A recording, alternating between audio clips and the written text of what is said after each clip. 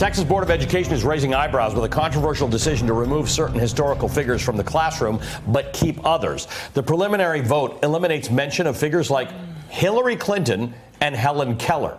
The decision will be finalized or amended in November. Hillary Clinton and Helen Keller. We are not talking about the major motion picture Footloose. We're talking about the United States in 2018. In the same vote, the board reinserts references to Moses in a high school government unit that highlights individuals whose principles of laws and government institutions informed the American founding. Well, he did have the Ten Commandments. I mean, I don't think you need to take Moses out. I'm not going to comment. I just don't really understand why. Not going to comment. Like, there are people that don't like Donald Trump, but you actually can't take him out of American history. No, it is what it is. Certainly can't. Hillary Clinton and Helen Keller are features. Stay with us. Officials say the move will be streamlined social studies lessons for 5.4 million public school children. Joining us now to discuss this, Lauren McGaughy, the Texas government reporter who broke this very important story in the Dallas Morning News. Okay, help us understand the criteria and reasoning for removing two public figures like Hillary Clinton and Helen Keller. Well, it's a little complicated, but first of all, just good morning from Texas, and thanks for having me. So they actually set up a rubric. The State Board of Education chooses these volunteer work groups that are made up of teachers and parents and really whoever they want to nominate. And the volunteer work groups set up a rubric kind of grading each and every historical figure that Texas school children are required to learn. And then they gave them a number from 1 to 20 or 1 to 21, depending on who it was. And if you didn't score very well in the rubric, they recommended that you be cut from the curriculum. And both Helen Keller and Hillary Clinton did not score well. So they were recommended for deletion, and the board approved that on Friday. So one of the things that this has been controversial with the Texas School Board and textbooks for a long time, because a lot of states don't develop their own textbooks. So what Texas publishes ends up influencing kids way beyond Texas, because some states just don't have the wherewithal to decide what their curriculums are going to recreate it. So this is actually much more influential than just Texas. It is, and actually there's an important distinction to be made here. We're talking about curriculum right now, which is what lessons kids are required to be taught, and then based on that curriculum, that's how they write the textbooks or the online instructional material. So they're not actually changing the textbooks now. They did that in 2014. I remember that was a big debate, right? Argument, the same argument over Moses and whether he should be in the government textbooks, which I actually have a copy of right here.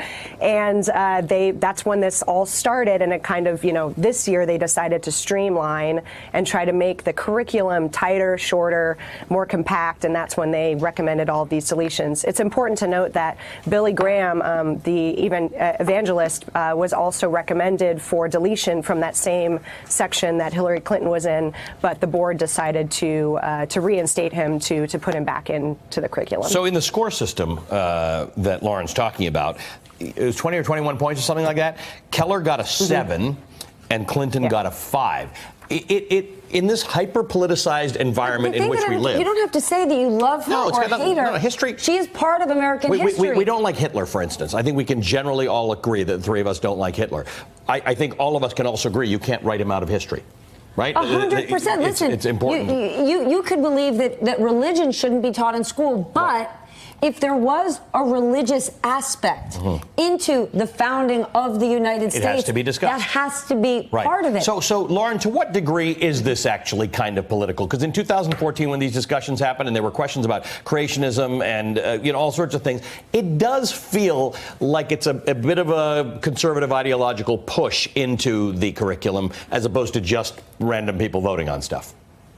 Well, the state board is an elected body. It's 15 people. There are 10 Republicans sitting on it now and 5 Democrats. So it is a political board, and it's been kind of a hotbed for dissension, for disagreement, that, these culture war concepts have always been happening over and over. It seems like every year there's a new controversy with something that the board chooses, and it is highly politicized. And a lot of people don't know. We hear a lot of talk about Trump, we hear a lot of talk about Clinton and the national politics, but this board is elected, and most people in Texas probably don't know who their State Board of Education representative is, but they actually do have a say in who sits on that board if they get involved in voting. Is this a final decision? Is it reversible or amendable in any way?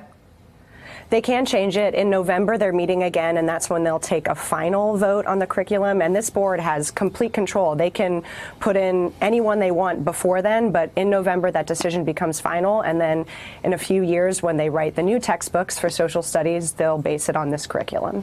Lauren, thank you so much. You know what I keep thinking of? All the schools that are working with 10, 15-year-old textbooks. Maybe we should just focus on getting kids new ones. I also do want to point out to you, the group who recommended dropping Helen Keller from the 3rd grade curriculum is saying she does not best represent the concept of citizenship, and instead military and first responders do. Even if you want to make that argument, how do you take Hillary Clinton out of the books? Right. First Lady. She scored ran lower for president, than even Helen Keller. Ran for president of the United States against Donald Trump, is a former Secretary of State and a New York State Senator. How do you just say, again, what do you say? But I get the Bill problem Clinton of there's too much stuff, right? I get that there's too much stuff, right? That's like Velshi rule, but just rule. There you go. Bill Clinton was This is me in a Texas school book. There you go.